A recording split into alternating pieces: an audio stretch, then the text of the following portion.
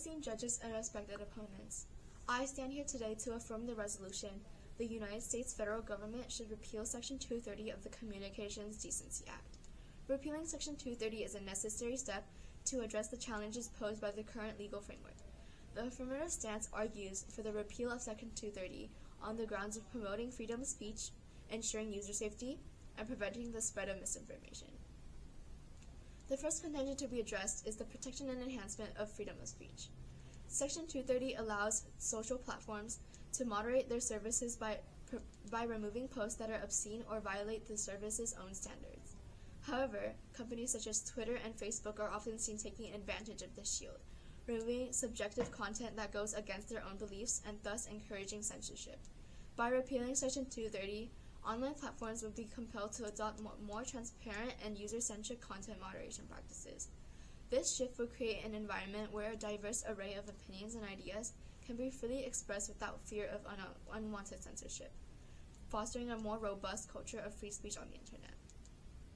The next contention is that the repeal of Section 230 is essential for holding online platforms accountable for user safety. The existing legal immunity has allowed platforms to evade responsibility for hosting harmful content, including instances of harassment and cyberbullying, leading tech companies to feel that they do not have to take action against hateful content as long as it is legal.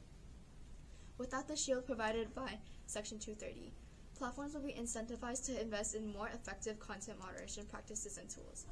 This, in turn, would create a safer online environment by reducing the prevalence of harmful content and protecting users from various forms of digital abuse. This symbiotic relationship between company responsibility and virtual safety highlights the broader positive impact on the internet as a whole, benefiting both sides in this case. The last contention to be discussed today is the prevention of misleading information being posted throughout platforms. Section 230 has inadvertently contributed to the proliferation of misinformation by providing platforms with limited incentives to combat false content. The Aspen Institute informs that misinformation is, oftentimes than not, spread through paid advertisements across big screen platforms. These paid advertisements do not provide the incentives for benefit as they aim to misinform. By repealing Section 230, we not only empower companies to implement stringent fact-checking procedures, but also motivate them to actively contribute to a more positive virtual environment through adopting a more proactive stance in mitigating the impact of misinformation on the public discourse. In conclusion, the affirmative constructive strongly supports the repeal of Section 230, emphasizing that such a move is necessary for the protection and enhancement of freedom of speech, ensuring user safety, and preventing the widespread dissemination of misinformation. By removing the legal shield that has allowed platforms to avoid accountability, repealing Section 230 is seen as a crucial step towards fostering a more responsible, transparent, and user-friendly online environment. Thank you. I stand here now to negate the resolution. The United States federal government should repeal Section 230 of the Communications Decency Act. Failure to consider the collateral consequences of repealing Section 230 adequately may bring about adverse effects rather than positive outcomes. Thus, maintaining the existing legal framework is essential.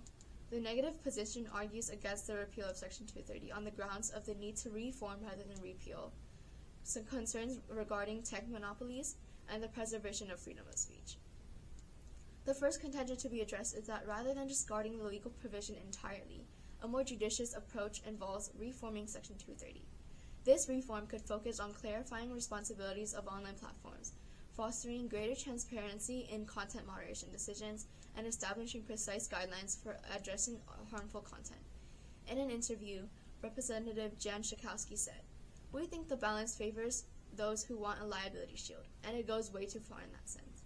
A reform of Section 230 suggests obliterating some powers or making platforms earn their protections by complying with certain standards. This would provide a more targeted approach to address contemporary challenges without sacrificing the essential principles of free expression that underlie the open nature of the internet." The second contention emphasizes the potential unintended bolstering of tech monopolies in the absence of Section 230.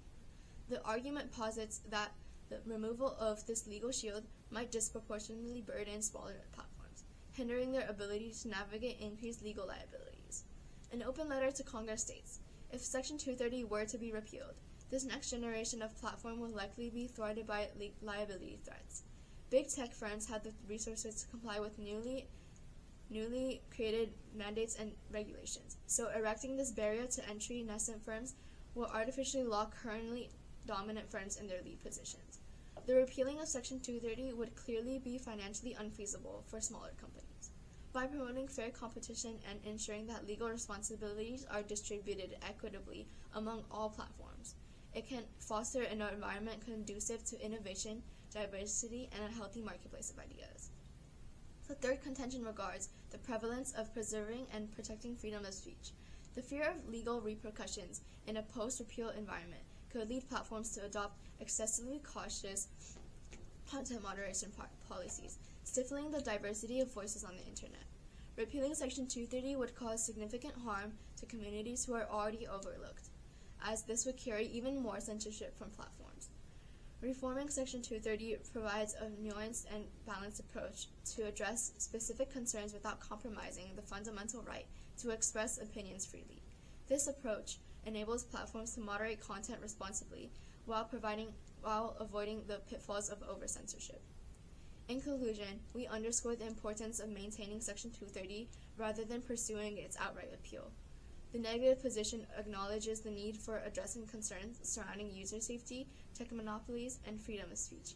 Retaining Section 230 ensures the continued protection of freedom of speech and the vibrancy of the digital landscape without risking the unintended consequences that might arise from its complete repeal. Thank you.